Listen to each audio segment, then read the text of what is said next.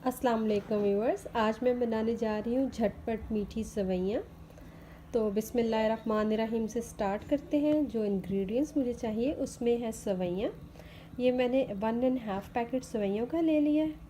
उसके बाद मुझे वाटर चाहिए टू रिक्वायर्ड। ये जैसे हम पुलाव बनाते हैं, जितना पानी चाहिए उतना यूज़ करेंगे। उसके बाद मुझे चाहिए शुगर मेरे पास 1.5 कप है, मेजरिंग कप है। आप अपने टेस्ट के हिसाब से लीजिएगा। अगर आप मीठा ज़्यादा खाते हैं तो आप ज़्यादा शुगर ले सकते हैं। उसके बाद मुझे चाहिए इलायची। ये मैंने क्रश इलायची कर ली है फ्रेश, 3 से 4 अदर थी।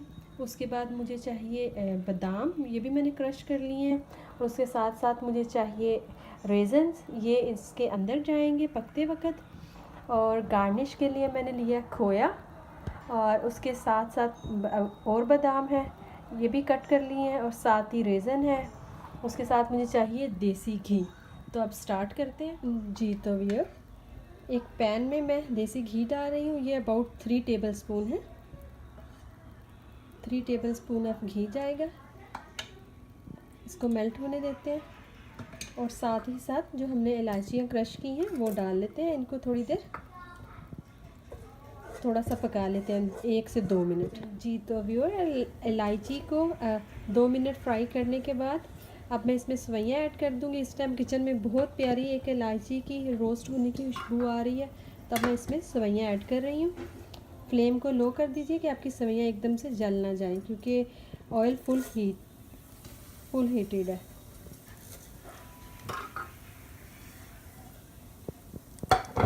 अब हम इनको मिक्स कर लेंगे। ये थोड़ी सी हार्ड होती है, मिक्स करना थोड़ा आसान नहीं लगता है, लेकिन आप इसको आराम आराम से मिक्स कर लीजिएगा। आपने देखा होगा कि मैंने इनको बहुत ज़्यादा छोटा नहीं तोड़ा, मैंने इनको 3 पीसेस में तोड़ लिया। इनको बहुत ज़्यादा छोटा करेंगे तो ये पुलाव की शक्ल नहीं दे पाएंगी, तो इसलिए अब हम इसको मिक्स कर रहे हैं। थोड़ी थोड़ी देर बाद इनको ब्राउन, ज़्यादा डार्क ब्राउन नहीं करना, लाइट ब्राउन कर लेना। ये देखिए, एक तरफ से ये ब्राउन हो गई है तो मैंने इनकी साइड चेंज कर ली है। अगर स्पैचुले से नहीं, आप इनको तोड़ना नहीं चाहते, स्पैचुले से इनको मूव करना मुश्किल हो जाता है, तो आप चिमटे की मदद से इनको फ्लिप कर लीजिए। इनको 3 से 4 मिनट लगते हैं।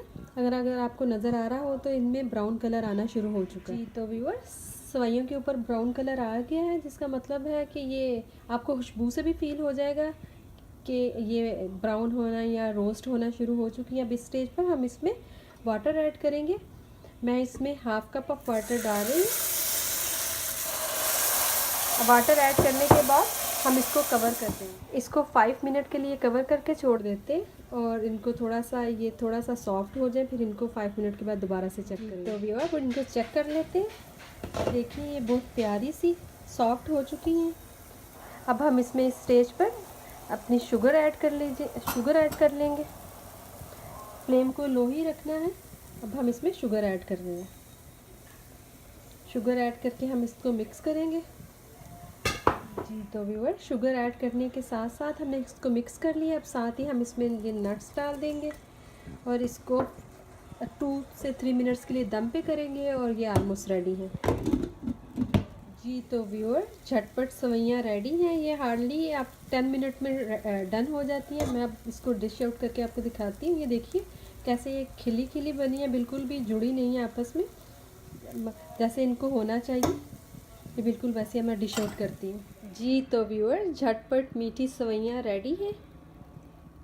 अगर आपको मेरी आज की रेसिपी पसंद आई हो तो प्लीज़ लाइक करें एंड सब्सक्राइब कीजिएगा।